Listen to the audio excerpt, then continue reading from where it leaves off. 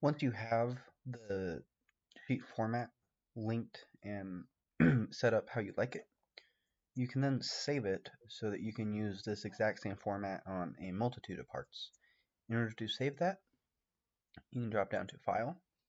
and under Save As, you can save the sheet format,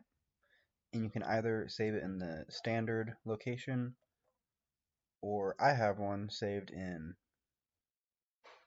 temporary print, where I put all of my A-size drawings that I want to print from. And then to access that, go to Sheet, Properties, and either in the middle of a drawing or when you start one from scratch,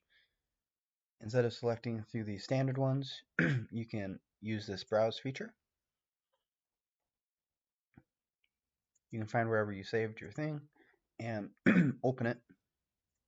and that will import the new format that you just saved so that you can use it in further drawings.